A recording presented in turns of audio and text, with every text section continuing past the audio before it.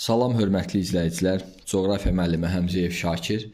Mən sizə bugün DİM-in 2025-ci il test bankından litosfer tavaları, platforma və geosiqnallar, vulkan zəlzələ mövzusu ilə bağlı 110 test tapşırığının izahatını verəcəm.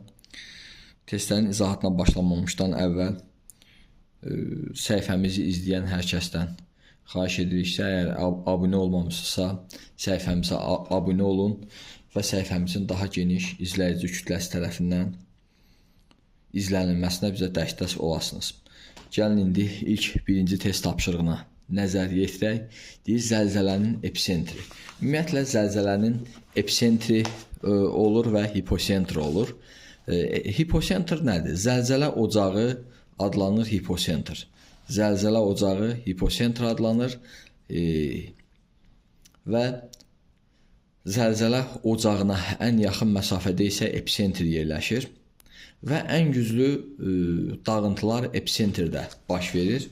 Ümumiyyətlə, epicentr zəlzələ ocağının yer səthindəki proyeksiyasıdır. Zəlzələlərin ən güclü baş verdiyi hissə bu epicentrdir və bu epicentrdən uzaqlaşdıqca zəlzələnin dağıntı gücü də azalır. Yəni, variantlara baxsaq, burada epicentr adlanır yer səthində təkanların ən güclü müşahidə edildiyi sahə. Ən güclü təkanlar ona görə epicentrdə müşahidə olunur ki, hipocentra ən yaxın məsafədə epicentr yerləşir. Gördüyünüz kimi burada obyektlər, yəni epicentrdən uzaqlaşdıqca seismik dalğaların və əraziyə təsir gücü də, dağıntıların təsir gücü də azalır. Yəni testin düzgün cavabı 1-də Y variantı. İkinci test tapşırığında 4 yarımkürədə yerləşən litosfer tavaları. Biz bilirik ki, coğrafi obyektlərin 4 yarımkürədə yerləşməsi üçün onu 180 dərəcəli meridian, Greenwich meridianı və ekvator xətti kəsməlidir. Və litosfer tavaları xəritəsinə fikir versək, məsələn, Afrika materiki və Afrika tavasını həm Greenwich meridianı kəsdiyi üçün, həm də ekvator xətti kəsdiyi üçün qərb yarımkürəsi, şərq yarımkürəsi, şimal yarımkürəsi, həmçinin cənub yarımkürəsində yerləşir. Ona görə məsələn Afrika tavası 4 yarımkürədə yerləşir. Digər litosfer tavalarına fikir versək, görərik ki, məsələn, Sakit Okean tavası da 180 dərəcəli meridian kəsdiyi üçün qərb yarımkürəsi, şərq yarımkürəsi, həmçinin şimal və cənub yarımkürəsində yerləşir. Ona görə 4 yarımkürədə yerləşən litosfer tavalarına Sakit Okean və Afrika 4 yarımkürədə yerləşir. Testin düzgün cavabı A variantı. Növbəti 3-cü sualda cənub yarımkürəsində yerləşən vulkanlar. Fujiyama Yaponiyada şimal yarımkürəsində yerləşir. Hekla İslandiyada şimal yarımkürəsində yerləşir. Krakatau Yava və Sumatra adaları arasında adada yerləşir, yəni cənub yarımkürəsində yerləşir. Etna İtaliyada Siciliya adasında yerləşir. Chimborazo ekvatorun cənubunda Ekvador ərazisində yerləşir. Hekla şimal yarımkürəsində yerləşir. Cotopaxi ekvatorun cənubunda Ekvador ərazisində yerləşir. Kilimanjaro ekvatorun cənubunda yerləşir. Həmçinin Erebus vulkanı Antarktida materikində yerləşir. Ona görə testin 3-cü test tapşırığında düzgün cavab C variantı. Yenə Vezuvi İtaliyada, Etna İtaliyada, yəni şimal yarımkürəsində yerləşir. Krakatau isə deyək ki, cənub yarımkürəsində İndoneziya ərazisində yerləşir. Vezuvi də İtaliyada şimal yarımkürəsində, həmçinin Fujiyamada Yaponiyada şimal yarımkürəsində yerləşir. Ona görə testin düzgün cavabı C variantı. Növbəti cavan platformaları müəyyən edin. Bildiyimiz kimi platformalar yaşına görə qədim və cavan platformalara bölünür. Qədim platformalar arxeoproterozoyda, yəni Kembriyə qədərki dövrdə yaranıb. Cavan platformalar isə Paleozoy erasında yaranmışdır. Cavan platformalara məsələn Qərbi Sibir, Turan cavan platformalardır. Qədim platformalar, məsələn Şimali Amerika qədim platformadır. Cənubi Amerika platforması qədim platformadır. Antarktida qədim platformadır. Afrika, Ərəbistan, Şərqi Avropa, burada Ərəbistan platforması, Hindistan platforması, Avstraliya platforması, Cənub Çin, Çin Koreya, həmçinin Sibir platforması, Tallinn platforması, bunlar qədim platformalara aiddir. Buradan gördüyümüz kimi Sibir və Turan platformaları isə cavan platformalara aiddir. Yəni 4-cü test tapşırığında testin düzgün cavabı B variantı. Növbəti şimal yarımkəsində yerləşən vulkanlar. Fudziyama Yaponiyada şimal yarımkəsində yerləşir. Orisaba Meksikada şimal yarımkəsində yerləşir. Kilimanjaro isə Şərqi Afrika yaylasında cənub yarımkəsində yerləşir. Kamerun şimal yarımkəsində yerləşir. Krakatau İndoneziyada cənub yarımkəsində yerləşir. Erebus vulkanı isə Antarktidada cənub yarımkəsində yerləşir. Kilimanjaro Afrikada cənub yarımkəsində yerləşir. Etna İtaliyada şimal yarımkəsində yerləşir. Cotopaxi isə Cənubi Amerikada Ekvador arasında cənub yarımkəsində yerləşir. Erebus cənub yarımkəsində yerləşir. Krakatau cənub yarımkəsində yerləşir. Hekla isə İslandiyada şimal yarımkəsində yerləşir. Demək ki, 5-ci test tapşırığında testin düzgün cavabı Y variantıdır. Vezuvi İtaliyada Apenin yarımadasında yerləşir. Hekla İslandiya adasında yerləşir. Fudziyama isə Yaponiyada Honshu adasında yerləşir. Yəni testin düzgün cavabı 5-də Y variantı. Növbəti 6-cı sualda zəlzələlər yer qabının hansı sahələrində baş verir? Biz bilirik ki, yerin ani vaxt ərzində titrəməsi zəlzələ adlanır və zəlzələlər daha çox litosfer tavalarının toqquşduğu, ayrıldığı və yaxud yer səthinin cavan, mütəhərrik sahələrində baş verir. Ona görə zəlzələlərə cavan dağlıq ərazilərdə rast gəlinər. Platformanın mərkəz hissəsi, daha doğrusu litosfer tavalarının mərkəz hissəsi platformalara uyğun gəldiyindən platformalar yer səthinin qədim sabit sahələridir və bu ərazilərdə zəlzələ baş vermir. Akkumulyativ düzənliklər güclü zəlzələlər baş vermir. Ona görə ki, geniş düzənliklər qədim platformalara uyğundur. Qədim dağlarda da güclü zəlzələlər baş vermir, həmçinin qədim platformalarda. Ona görə 6-cı test tapşırığında düzgün cavab A variantı. Növbəti seysmik qurşaqların müvafiq gəldiyi sahələr. Seysmik qurşaqlar litosfer tavalarının toqquşma və ayrılma zonalarında, həm toqquşan yerlərdə, həm də ayrılan yerlərdə, yəni divergent və konvergent zonalarında fəal seysmiklik müşahidə olunur. Növbəti sualda qədim platformalarda filiz faydalı qazıntıların olmasının səbəbi. Qədim platformalarda kristallik bünövrə aşındığından, yəni qədim platformalarda platformanın üst örtü hissəsi aşınmaya məruz qaldığından, altdan kristallik bünövrə səthə çıxdığından və həmin kristallik bünövrənin tərkibi də maqmatik suxurlarla zəngin olur. Və maqmatik suxurların tərkibində filiz faydalı qazıntılar geniş yayılır. Məsələn, burada belə bir sual da var idi 26-cı sualda ki, Cənubi Afrikada filiz faydalı qazıntıların çox olmasının səbəbi, istənilən yerdə filiz faydalı qazıntıların çox olmasının səbəbi ya ərazidə maqmatik suxurların üstün olmasıdır, ya da kristallik bünövrənin səthə yaxın yerləşməsi. Biz bilirik ki, kristallik bünövrənin tərkibi maqmatik suxurlarla zəngin olur və maqmatik suxur zəngin olan ərazidə isə filiz faydalı qazıntılar geniş yayılır. Növbəti 9-cu sualda platformalara aid olan əlamətlər. Biz bilirik ki, platforma yer səthinin qədim, sabit, hərəkətsiz və tavaların mərkəzi hissəsinə uyğun gələn qalın çökmə suxur qatı toplanan geniş düzənliklər platformalardır. Deyir ki, platformalara aid olan əlamətlər əsasən kaynazo erasında yaranıb. Platformalar kaynazo erasında yox, platformalar arxey-proterozoida qədim platformalar yaranıb, paleozoida isə cavan platformalar. Kaynazoida isə geosignal, yəni bu əsasən geosignal erasında, əsasən kaynazo erasında yaranıb, bu geosignallara aiddir. Hündür dağlıq relyefin üstünlük təşkil edir. Hündür dağlıq relyef geosignallara aiddir. Ümumiyyətlə, cavan dağlar daha hündür olurlar və bu da geosignal əraziləridir. Səthləri əsasən tökmə suxurlarla örtülmüşdür. Bəli, doğrudan da platformaların səthi, xüsusən platformanın enən hissələri qalın çökmə suxur qatı ilə örtülmüşdür. Bunun da səbəbi platformalar milyon illər ərzində güclü denudasiyaya məruz qalır, aşınır, parçalanır və səthi qalın çökmə süxurlarla örtülür.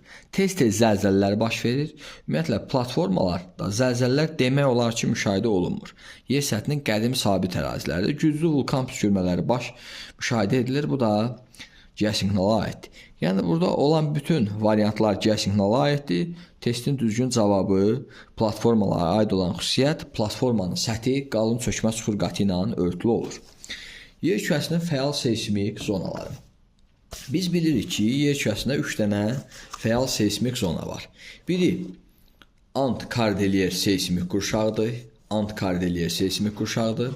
İkinci Alp-Himalay seysmik qurşağıdır.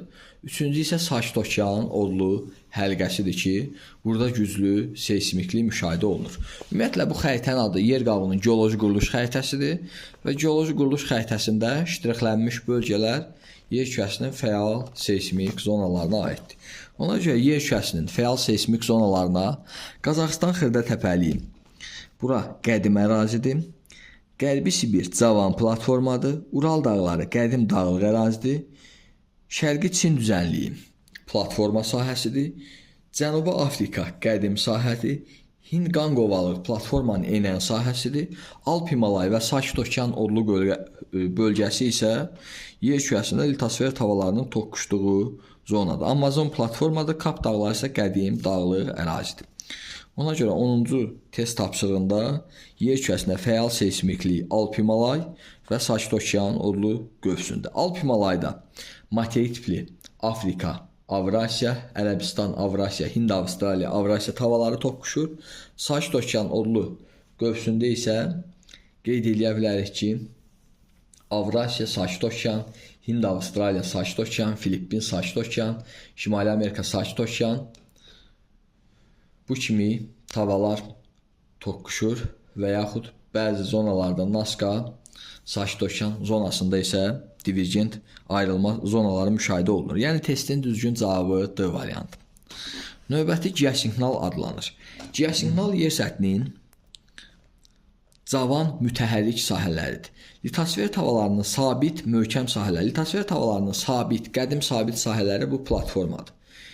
Yer qabığının çökmə süxurla örtülü olmayan düzən sahələri bu yanlışdır. Platformanın qalxan hissəsi yanlışdır. Yəni geosignal yer səthinin cavan, mütəhərrik sahələridir. 11-ci test tapşırığı D variantı. Növbəti qalxan və ya sipər adlanır. Ümumiyyətlə platforma daxili quruluşuna görə 2 hissədən ibarətdir. Platforma örtüyü və kristallik bünövrə. Platformanın üst mərtəbəsi bu platforma örtüyü adlanır. Platformanın alt mərtəbəsi isə kristallik bünövrə adlanır. Kristallik bünövrə adlanır və bunların da hər birinin özünə məxsus xüsusiyyətləri var. Qalxan sipər budur. Platformanın kristallik bünövrəsinin səthə çıxdığı ərazilərdir ki, bunlar qalxanlar və ya sipərlər adlanır. Bu qalxan sipərlərin hansı xüsusiyyətləri var? Qalxan sipərlər tərkibi maqmatik süxurlarla zəngin olduğundan filiz faydalı qazıntılar zəngin olur və yaylalarda qalxanlar kristallik bünövrə səthə yaxın olur. Yəni qalxan sipər adlanır platformanın kristallik bünövrəsinin yer səthinə çıxdığı hissələr. Növbəti krater adlanır. Vulkanın boğazında qıf şəkilli çökəklik adlanır krater. Vulkan boğazında qıf şəkilli çökəkliyi biz krater adlandıracaq və yəni şəkildə göstərə bilərik ki, bu vulkanın bu hissəsində qıf şəkilli çökəkli kraterdir.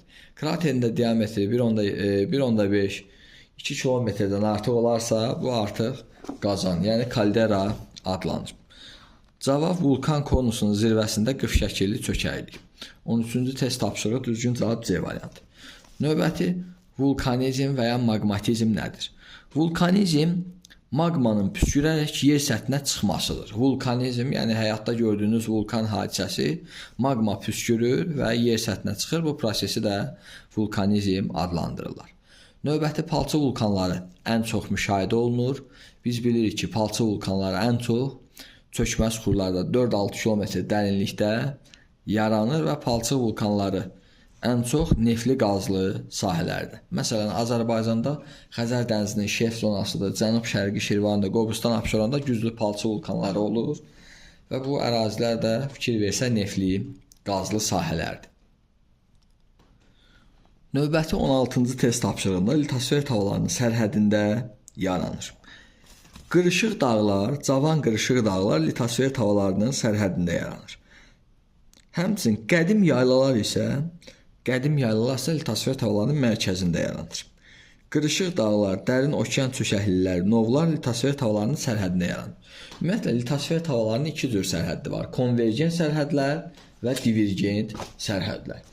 Biz litosfer tavalarının sərhədlərinə şəkillər üzrə fikir versək, məsələn, 10-cu sinif kitabında səhifə 45-də belə bir şəkil var. Litosfer tavalarının burada materik tipli tavalarının sərhəddi göstərilib. Ümumiyyətlə, tavalarının toqquşması konvergent adlanır, tavalarının ayrılması isə divergent adlanır. Və tavalarının sərhədində müxtəlif relyef formalar yaranır. İki dənə materik tipli tava toqquşan zaman quruda sıra dağlar yaranır. Materik və okean tipli tava toqquşan zaman quruda sıra dağ, quruya yaxın qövsvarı adalar, okeanda isə novlar əmələ gəlir. Okean tipli tavalar ayrılarsa isə orta okean dağ silsilələri, rift dərələri və vulkanik adalar yaranır. Ona görə tavaların sərhədində qırışıq dağlar yaranır, qədim yaylalar isə tavaların mərkəzində. Qırışıq dağlar və dərin okean çökəklikləri. Bu litosfer tavalarının sərhədində, konvergent sərhədlərində baş verər. Orta okean sıra dağları bu tavalarının sərhədində, ancaq divergent sərhədlərində. Şahid dağlar isə küləyin sovrulma fəaliyyəti nəticəsində platform ərazilərdə yaranır. Bu da şahid dağ olmaz. D variantında qədim dağlar olmaz, dərin okean novları olar. Y variantında isə orta okean sıra dağları olsa da abissal düzənliklər olmaz. Okeanda geniş, hamar düzənliklər, abissal düzənliklər adlanır. Bunu okean yatağı da adlandırırlar. Burada elə də seysmiklik müşahidə olunur. Yəni testin düzgün cavabı litosfer tavalarının sərhədində qırışıq dağ və dərin okean çökəklikləri yaranar. Növbəti 17-ci sualda paleotektonik ərazilərdə yerləşən ölkələr. Ümumiyyətlə, qədimdə baş verən hərəkətləri paleotektonik hərəkətlər adlandırırlar. Siz elə paleos qədim deməkdir. Məsələn, paleocoğrafiya keçmisiniz, yer kürəsinin qədim dövrdəki təbiətini öyrənir və yaxud tarixdən paleolit, qədim daş dövrü keçmisiniz. Paleotektonik hərəkətlər də qədimdə baş verən hərəkətlərdir. Bu ərazilər paleotektonik hərəkətlərin müşahidə olunduğu ərazilər platform ərazilərdir. Məsələn, Norveç, Skandinaviya dağları yerləşir, platform ərazisidir. Avstraliya başdan başa platformadır. İrlandiya platformadır, Belçika platformadır. Demək ki, bu ərazilərdə paleotektonik hərəkətlər baş verir. Nepal Himalay dağlarında geosinkronal ərazidir. Malaziya nisbətən seysmik ərazidir. Kalimantan ada hissəsi. İtaliya vulkanların olduğu, zəlzələlərin olduğu seysmikdir. Həmçinin Əlcəzairin bir hissəsi Atlas dağlarına, tavalarının toqquşma zonasına düşür, seysmikdir. Meksika seysmikdir. Yəni seysmik ərazilərdə neotektonik hərəkətlər gedir. Məsələn, Nepalda neotektonik hərəkət gedir. Malaziyanın demək olar neotektonik hərəkət gedir. İtaliyada, Əlcəzairdə, Meksikada, həmçinin İran seysmik ərazidə neotektonik proseslər gedir. Həmçinin Meksikada, Yeni Zelandiyada neotektonik yəni proseslər gedir, geosinkronal ərazilərdə. Platform ərazilərdə isə paleotektonik proseslər gedir. 17-ci test tapşırığında A variantı. 18-də platformalara aid olan xüsusiyyətlər. Güclü vulkan püskürmələri müşahidə olunur və tavaların sərhədinə uyğun gəlir. Platformalarda güclü vulkan püskürmələri müşahidə edilmir, geosinkronallarda müşahidə olunur. Həmçinin tavaların sərhədinə yox, tavaların mərkəzinə uyğun gəlir. Hündür dağlıq relyef bu platformalardadır. Filiz faydalı qazıntı, hündür dağlıq relyef bu geosinkronal ərazilərə uyğun gəlir, ancaq filiz faydalı qazıntılar zəngindir, bu ola bilər. Əsasən Kaynazo erasında yaranmaları bu geosinkronala aiddir. Çökmə suxurlarla örtülüdür, bu məsələn platformaya aid ola bilər. Tez-tez zəlzələ olur, bu geosinkronala aiddir. Qədim geoloji tarixə malikdir, bu platformalardır. Kristallik bünövrəyə malikdir. Doğrudan da platforma kristallik bünövrəyə və örtük qatına. Platforma örtüyü və kristallik bünövrəyə malikdir. Bu haqda da 9-cu sinifdən məlumatımız var ki, platforma daxili quruluşuna görə üst qat platform örtüdür, alt qat isə kristallik bünövrədir. Kristallik bünövrənin də səthə çıxdığı ərazilər qalxanlar, sipərlər adlanır. Ona görə platformalar kristallik bünövrəyə malikdir, səthi əsasən çökmə süxurlarla örtülmüşdür. Ona görə ki, platformalar milyon illər ərzində dağılır, hamarlanır və düzənliyə çevrilir.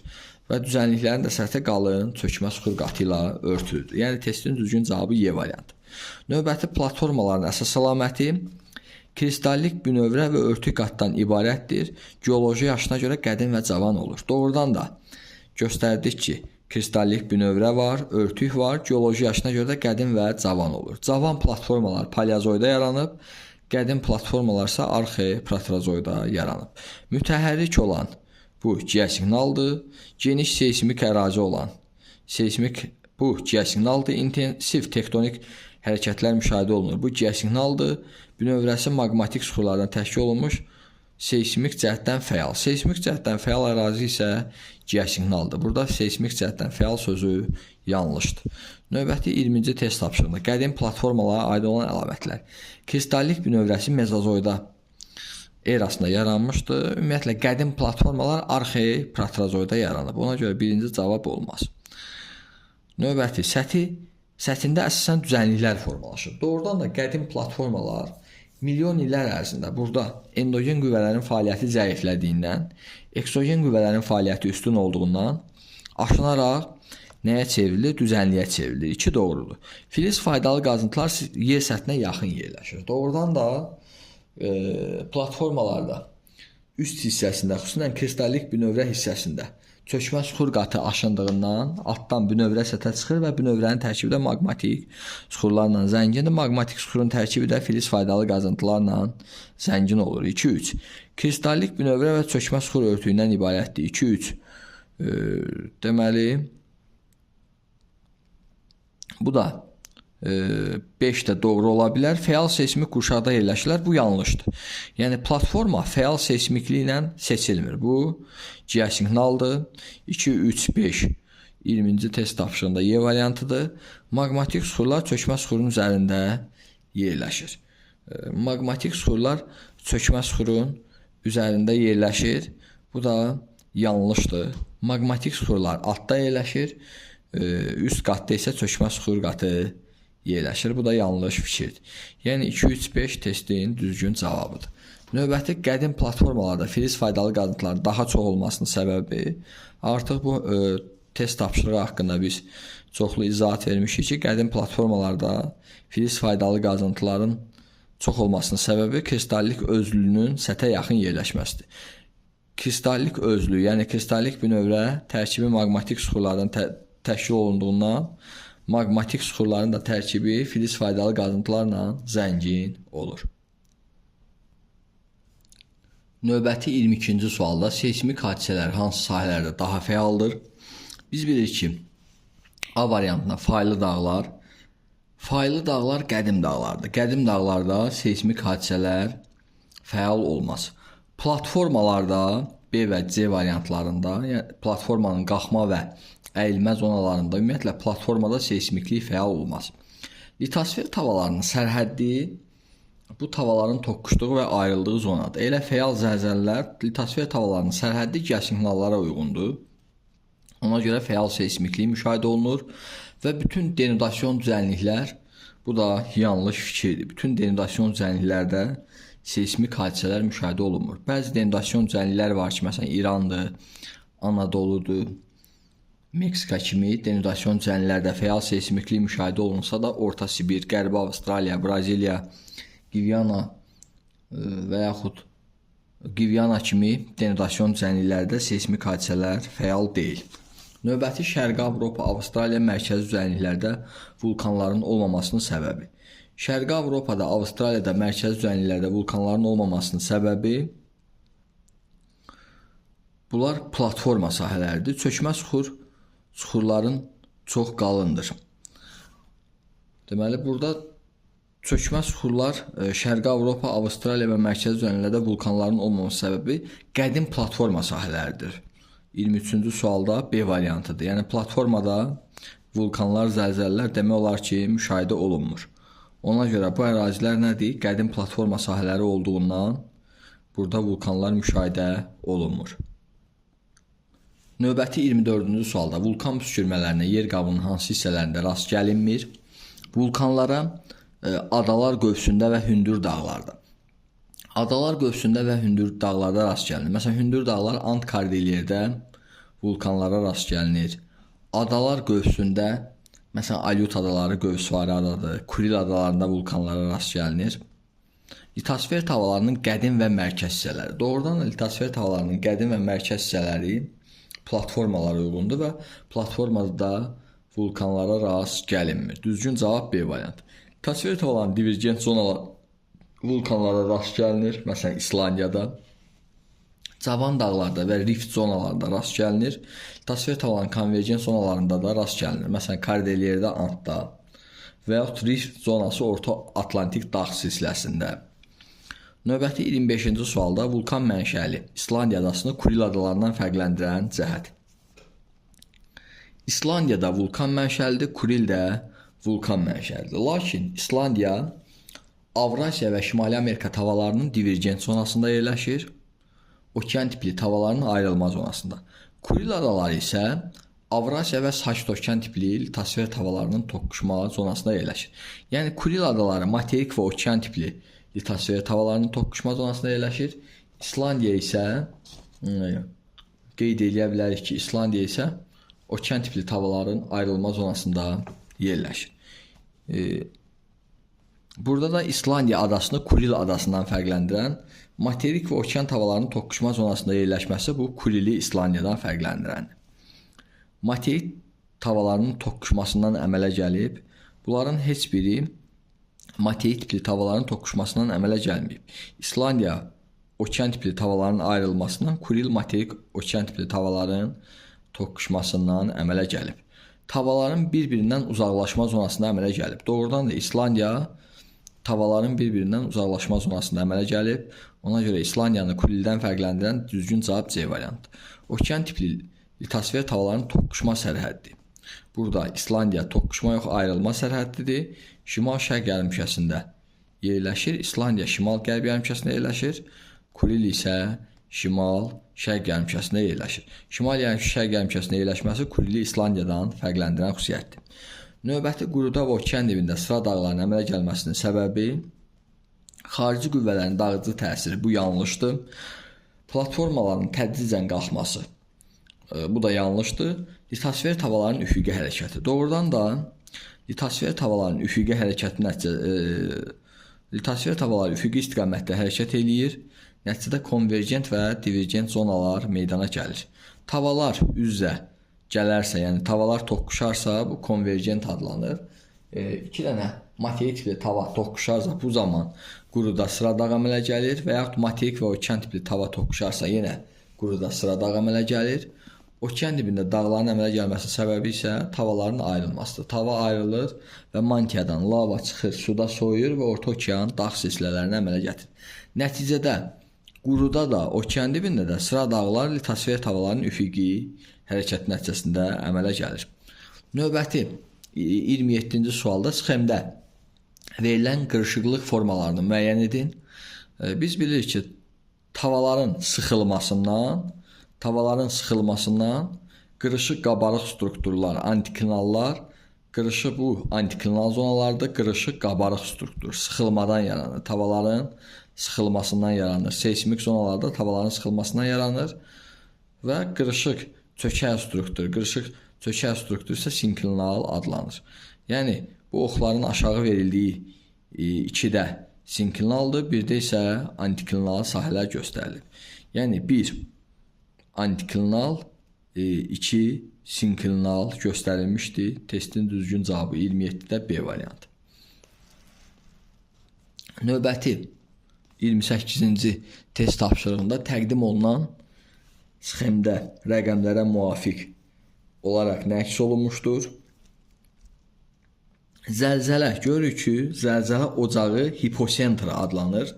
Zəlzələnin ocağı hipocentr.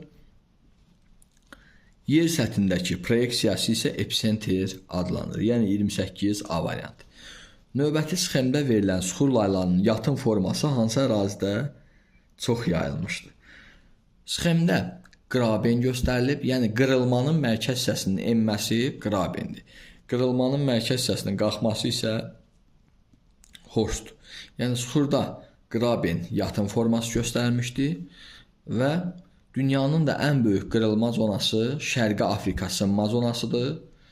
Məsələn, biz xəritələrə fikir versək, görərik ki, dünyanın ən böyük sınma zonası Şərqi Afrikada yerləşir və Şərqi Afrika böyük Qırmızı dəniz sahillərindən başlayaraq çox böyük bir sınma zonasına malikdir. Burada da əyani şəkildə görürsünüz. Dünyanın ən böyük sınma zonası Şərqi Afrikadır. Və bu Şərqi Afrikada da çoxlu horslara və qrabenlərə nədir? Rast gəlinir. Ona görə testin düzgün cavabı 29-da A variantı. Növbəti 30-cu test tapşırığında zəlzələ və vulkanların baş vermə ehtimalı çox olan yarımada və adalar. Koreyada zəlzələ və vulkan demək olar ki, çox baş vermir, platformadır. İrlandiya platformadır, Taymır platformadır. Kalimantan'da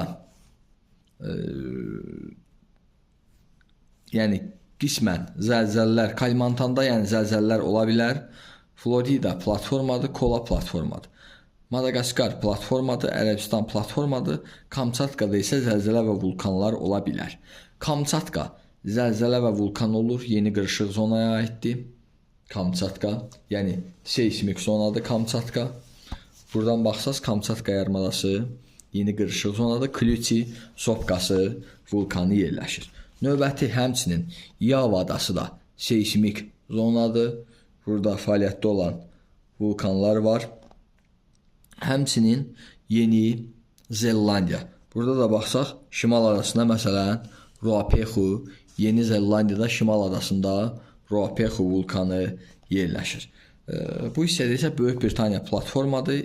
İslandiya seismik ərazidir. Somali isə deyə bilərik ki, Somalidə platforma zonasıdır. Platforma zonasıdır. Ona görə zəlzələ və vulkanların baş vermə ehtimalı çox olan yarımada və adalar bu Kamçatkadır, Yavadır və Yeni Zelandiyadır. Növbəti Sakit Okean odlu qurşağında yerləşən vulkanlar. Məsələn, Hekla vulkanı İslandiyada yerləşir. Ona görə bu Sakit Okean odlu qövsünə düşmür. Fujiyama Yaponiyada yerləşir. Bu Sakit Okean odlu həlqəsində yerləşir. Fujiyama Honshu adasında yerləşir.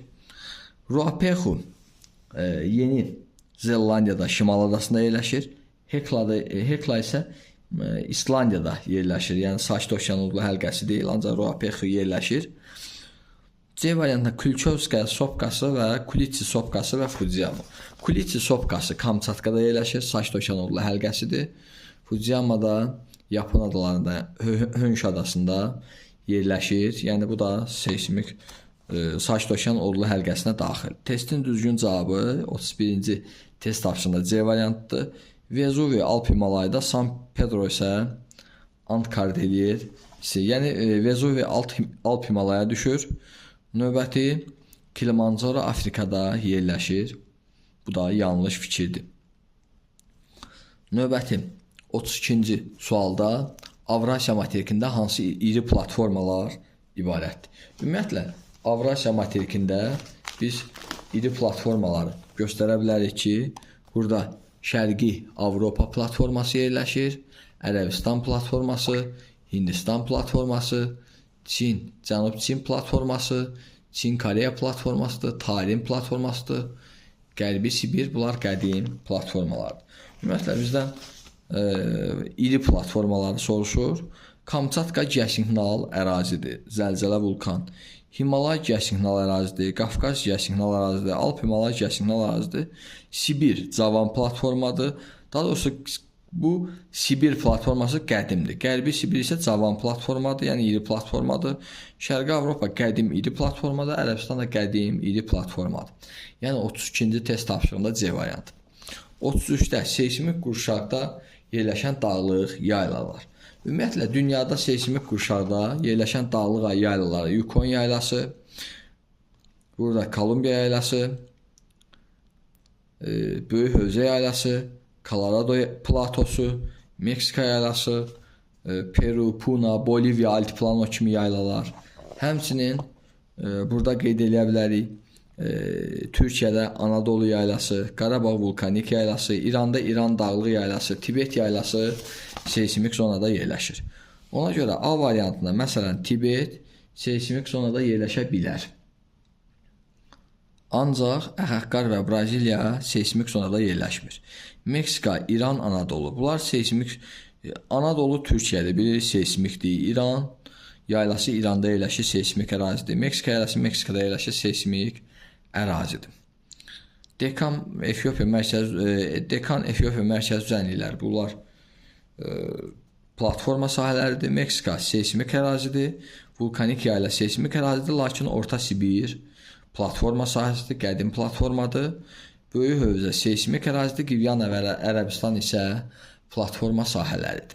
Yəni testin düzgün cavabı 33-də B variantı.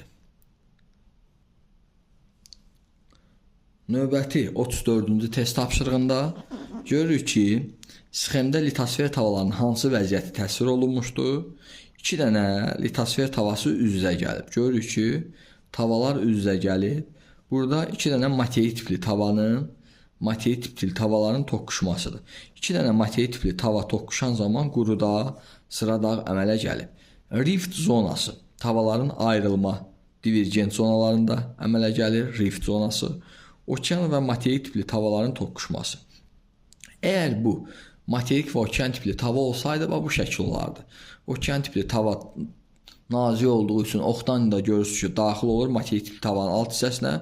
Bu zaman quruda sıra dağlar yaranır. Okeanda isə bu hissədə novlar, həmçinin qövsvari adalar formalaşır. Ona görə burada okean və materik tipli tavalarının toqquşması ola bilməz. Okean tipli tavalarının toqquşması bu da yanlışdır. Divergent sərhədlər deyil, burada konvergentdir. Materik tipli tavalarının toqquşması 34-də Y variantı. Növbəti 35-ci test tapşırığında sxemdə litosfer tavalarının hansı vəziyyəti təsvir olunmuşdur? Burada sol tərəfdə okean tipli tava, sağ tərəfdə isə materik tipli tavadır. Bunu ondan bilirik ki, okean tipli tava batıb materik tipli tavanın alt hissəsinə və quruda burada kiçik xırda dağlar, yəni dağların yarandığını da şəkildən sxematik olaraq görürük. Ona görə burada okean və materik tipli tavalarının toqquşması 35-ci test tapşırığı Y. Növbəti 36-da Braziliya və Qivana yaylaları tektonik cəhətdən uyğun gəldiyi ərazi. Braziliyada Cənubi Amerika platformasının qalxan sahəsidir. Qviyanada Cənubi Amerika platformasının qalxan sahələrinə uyğun gəlir. Cənubi Amerika platformasının 2 dənə qalxan sahəsi var. Bu Qviyana yaylasıdır. Bu hissədə isə Braziliya yaylasıdır. Qalan Orinoco, Amazondur, La Plata isə Cənubi Amerika platformasının enən sahələrinə uyğundur. Yəni Braziliya və Qviyana platformanın qalxan sahələrinə uyğun gəlir. 36C variantı. 37-də okean və materik tipli yer qabığının oxşar cəhətləri. Hər ikisi kaynazoida formalaşır. Bu yanlış fikirdir. Hər ikisində çökmə süxur qatı mövcuddur. Həm materik tipli yer qabığında, həm də okean tipli yer qabığında çökmə süxur qatı mövcuddur. Yəni okean tipli yer qabığı 2 qatdan ibarətdir. Üstdə çökmə, altda bazalt qatıdır. Yəni qranit qata sahib deyil okean tipli yer qabığı. Materik yer qabığı isə həm üstdə çökmə süxurdur, ortada qranit qatıdır, altda isə bazalt qatı yerləşir. Ona görə hər ikisində çökmə süxur qatı mövcuddur. Hər ikisi seysmik cəhətdən sabitdir. Bu yanlışdır. Yəni materik tipli yer qabığının da okean tipli yer qabığında seysmik cəhətdən sabit hissəsi var, seysmik cəhətdən aktiv hissəsi var. Hər ikisi bazalt qatı üzərində yerləşmişdir. Doğrudan da materik tipli yer qabığında da bazalt qatı var. Okean tipli yer qabığında da bazalt qatı var. Cavab 2 və 4-dür. Yəni 37-ci test tapşırığında A variantı. Növbəti 38-ci test tapşırığında okean və materik tipli yer qabığının fərqli cəhətləri Nazca litosfer tavasının əsasını təşkil edir. Biz bilirik ki, Nazca litosfer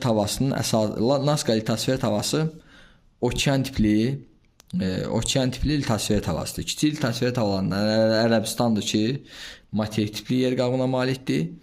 Qalanları isə okean tipli yer qabına malikdir. Ona görə Nazca okean tipli yer qabıdır. Bu fərqlidir. Çökmə suxur layla örtülüdür. Hər ikisində çökmə suxur qatı var. Bu oxşardır. Qranit qata malikdir. Bu qranit qata materik tipli yer qabı malikdir. Okean tipli yer qabı malik deyil. Bazalt qatı isə oxşardır. Burada 2 ilə 4 oxşardır. Bizdən oxşarları yox, fərqli xüsusiyyətləri soruşur. Ona görə testin düzgün cavabı D. 1, 3, 38-də D variantı. 39-cu sualda düzgün olmayan ifadəni müəyyən edin. Daş, kömür, neft, gil çökmə mənşəlidir, doğrudur. Zəlzələ, vulkan, tektonik qalxmalar əsasən tavaların sərhədində baş verir.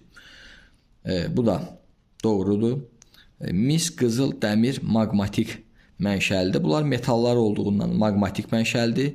Kür-Araz, Kolxida, Padan ovalıqları geosignal ərazidə yerləşir. Kür-Araz Azərbaycandadır. Padan İtaliyadadır. Kolxida isə Gürcüstandadır. Yəni hər biri Alp-Himalay seismik qurşağında geosignalda yerləşir. Torf, yanar şist, xörək duzu, qranit maqmatik mənşəlidir. Torf çökmə mənşəlidir. Yanar şist çökmə mənşəlidir. Xörək duzu çökmə mənşəlidir. Qranit isə maqmatikdir. Ona görə 39-da düzgün olmayan cavab Y variantı. 40-cı sualda cavan platforma üzərində yerləşən böyük düzənliklər. Biz bilirik ki, cavan platformalara Turan və Qərbi Sibir aiddir. Turan platformasında Turan ovalığı yerləşir. Qərbi Sibir platformasında isə Qərbi Sibir düzənliyi yerləşir. Yəni 40-cı test tapşırığının düzgün cavabı C variantı. Növbəti 41-ci sualda litosfer tavalarının qədim sahələrinə uyğun gələn relyef formaları. Geniş düzənliklər qədim sahələrə uyğun gəlir. Həmçinin şahid dağlar qədim sahələrə uyğun gəlir. Qırışıq dağlar litosfer tavalarının materik tipli tavalarının toqquşma zonasında yerləşir. Yaylalar həm qədim sahələrdə rast gəlinə bilər, həm cavan sahələrdə. Okean çökəklikləri, rift zonaları litosfer tavalarının cavan sahələrində, yəni tavaların sərhədində yerləşir. Burada materik yamacı da qədim sahələrə uyğun gəlmir. Həmçinin sıra dağlar da qədim sahələrə uyğun gəlmir. Ona görə litosfer tavalarının qədim sahələrində geniş düzənliklər və şahid dağlar yaranır. Növbəti geyzerlərin olmadığı, yayılmadığı ərazilər. İndoneziyada, Yaponiyada geyzerlər olsa da Böyük Britaniya platform olduğundan geyzerlər müşahidə olunmur. Geyzerlər yeraltı suların fəvvarə tərk yer səthinə çıxmasıdır. Növbəti İslandiyada geyzerlər var, Argentinada və İsveçdə geyzerlər geniş yayılmayıb. Avstraliyada və Braziliyada və Belarusiyada demək olar geyzerlərə rast gəlinmir. Yaponiyada rast gəlinir, Avstraliya və Finlandiyada rast gəlinmir. Növbəti 42-ci sualda geyzerlərə Meksikada, İtaliyada və burada Meksikada və İtaliyada rast gəlinmir. Daha doğrusu rast gəlinir, İsveçdə gəlinmir. Burada geyzerlərin yayılmadığı ərazilər soruşur. İndoneziyada yayılıb, İslandiyada yayılıb, Yaponiyada yayılıb, Meksika və İtaliyada yayılıb. Yayılmayan Avstraliya, Braziliya və Belarus. Yəni 42-ci test tapşırığı C variantı. Ümumilikdə yadda saxlayın ki, geyzerlər dünyada ABŞ-da, Meksikada, İslandiyada, İtaliyada, Kamçatkada, yəni Rusiyada, Yaponiyada, İndoneziyada, Yeni Zelandiyada rast gəlinir. Növbəti sahələri tədricən kiçilən okeanları müəyyən edin. Bilirik ki, Sakit və Şimal Buzlu Okean 1-4 kiçilir, C variantı 43-də. Atlantik və Şimal Buzlu Okeanlar isə böyüyür. Növbəti Afrika tavası və Cənubi Amerika tavası. Deyir, 4 yarımkürədə yerləşir. Bilirik ki, 4 yarımkürədə yerləşən Afrika tavasıdır. Cənubi Amerika tavası 3 yarımkürədə yerləşir. Qərb hissəsi okean tipli litosfer tavası ilə toqquşma zonasıdır. Qərb hissəsi okean tipli litosfer tavası ilə toqquşma zonasıdır. Məsələn, Afrika tavasının qərb hissəsi okean tipli litosfer tavası ilə toqquşma zonası deyil. ayrılma zonasıdır. Məsələn, Cənubi Amerika tavasından ayrılma zonasıdır. Ancaq Cənubi Amerikanın qərb hissəsində Naska tavası yerləşir. Və Naskada okean tipli tavadır. Naska ilə də Cənubi Amerikanın toqquşmasına Ant dağları yanır.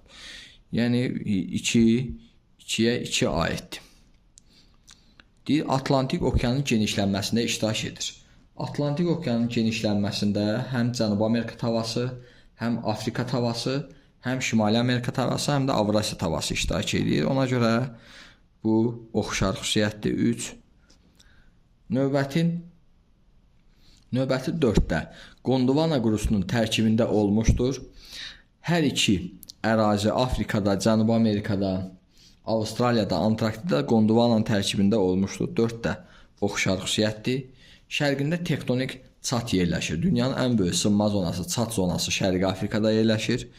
Bu 5-1-ə uyğundur. Ətrafında okean tipli kiçik litosfer tavaları mövcuddur.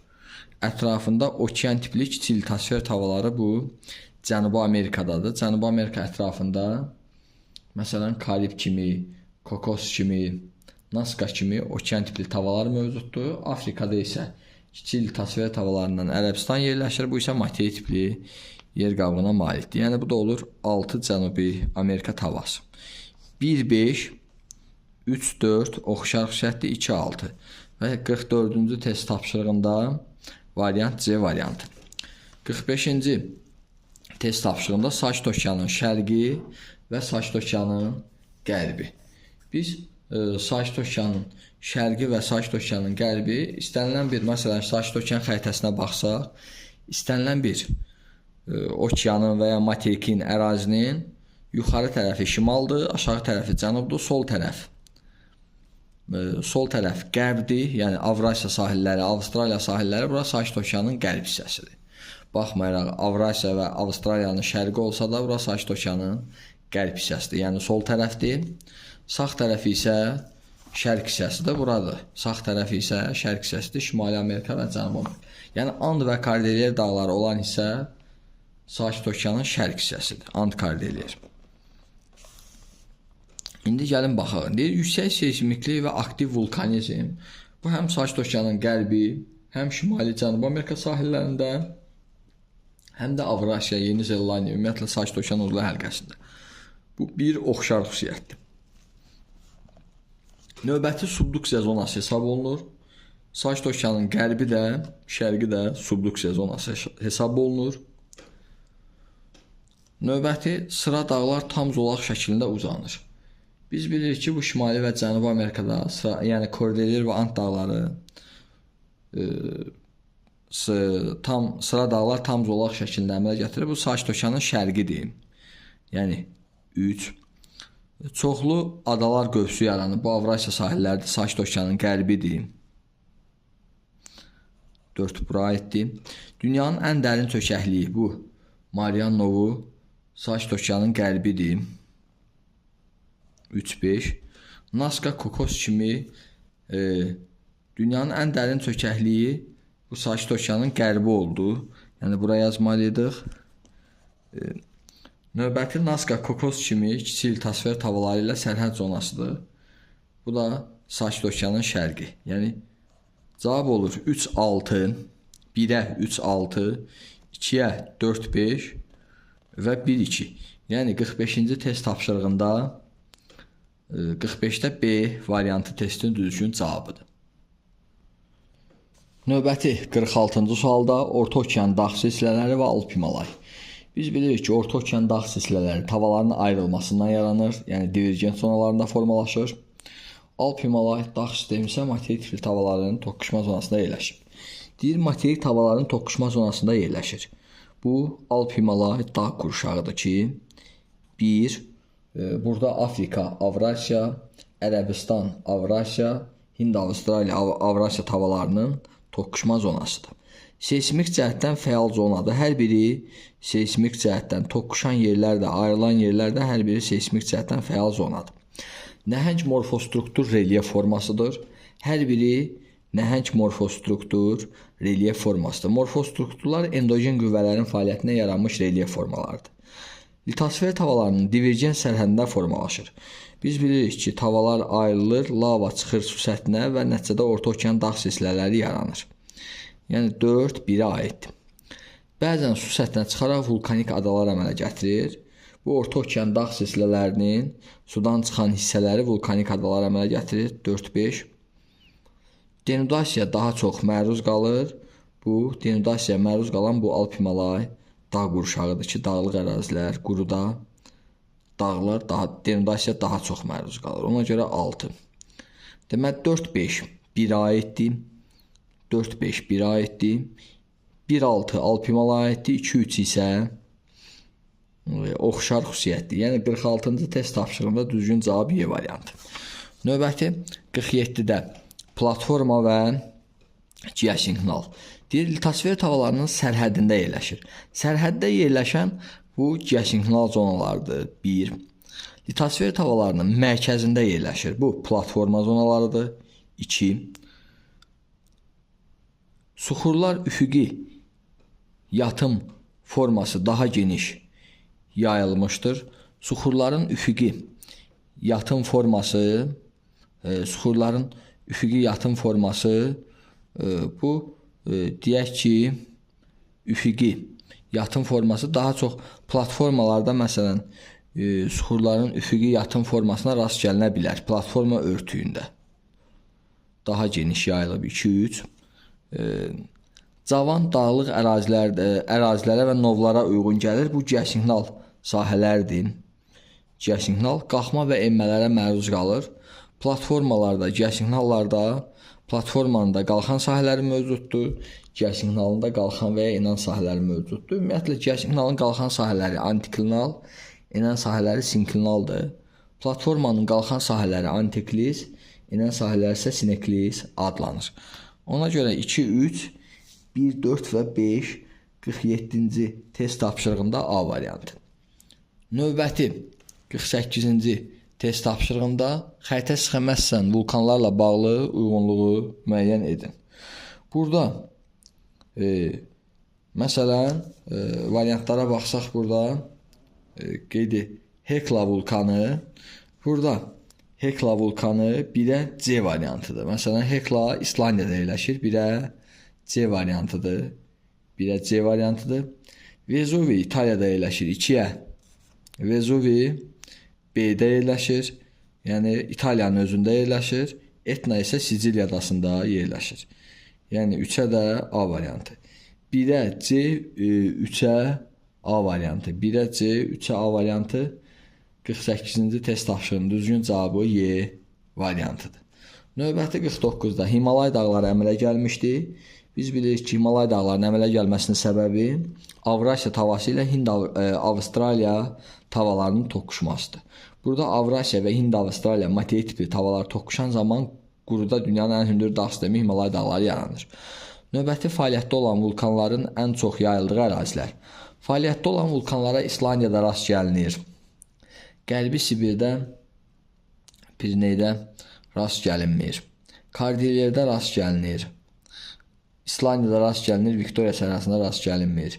Böyük Qafqazda, Böyük Səhrada, Himalayda rast gəlinmir. Braziliyada rast gəlinmir. Ant dağları və Apennin yarımadası rast gəlinir. Asiyanın Sakit Okean sahillərində fəaliyyətdə olan vulkanlar çoxdur. Məsələn, Kamçatkada, Yaponiyada, Filippində, İndoneziya adalarında, Yeni Zelandiyada rast gəlinir. Yəni, həmçinin Cənubi Avropada, İtaliyada rast gəlinir. Bu Etna, Vezuvi, Strombolidir. Və Ant dağlarında Ruisdir, Cotopaxidir, San Pedro'dur, Luylaylako kimi fəaliyyətdə olan vulkanlara rast gəlinir. Yəni 50-ci test tapşırığında düzgün cavab Y variantı. 51-də fəaliyyətdə olan vulkanların mövcud olmadığı ərazilər. Fəaliyyətdə olan vulkanların mövcud olmadığı əraziləri soruşur. Ural dağlarında fəaliyyətdə olan vulkan yoxdur. Böyük səhrada yoxdur. Ant dağlarında Ruis kimi, Cotopaxi kimi, həmçinin San Pedro, Luylaylako kimi fəaliyyətdə olan vulkanlar var. Zond adalarında Krakatau'dur, Krensi'dir, Agunadır. Bu kimi vulkanlara rast gəlinir. Mərkəzi Amerikada bəli, vulkanlara rast gəlinir fəaliyyətdə olan. Qərbi Avstraliyada isə platformada rast gəlinmir. Biz qədim platforma əraziləri Ural dağları, Böyük Səhra və Qərbi Avstraliya 1, 2 və 6 testin düzgün cavabıdır C variantı. Növbəti qövsvarı adalar qrupuna harda rast gəlinir? Biz bilirik ki, materik və okean tipli tava toqquşan zaman quruda sıra dağlar əmələ gəlir. Okeanda novlar əmələ gəlir. Materikə yaxın isə qövsvarı adalar əmələ gəlir. Məsələn, Şimali Amerika ilə Şimali Amerika Sakit Okean tavasının toqquşmasından Alyut qövsvarı adası əmələ gəlir. Həmçinin bu hissədə Sakit Okeanla Avrasiyanın toqquşmasından Kuril qövsvarı adası, Yapon adaları əmələ gəlib. Həmçinin Avrasiya ilə Filippin tavasının toqquşmasından Filippin adaları əmələ gəlib. Ona görə qövsvarı adalar harada əmələ gəlir? Avrasiya və Şimal Buzlu Okean sahilləri, bu yanlışdır. Okean tipli litasfer tavalarının toqquşma zonalarında olmalıdır. Məsələn, materik və okean tipli litasfer tavalarının toqquşma zonalarında qövsvarı adalar əmələ gələ bilir. 52-ci test tapşırığında D variantı.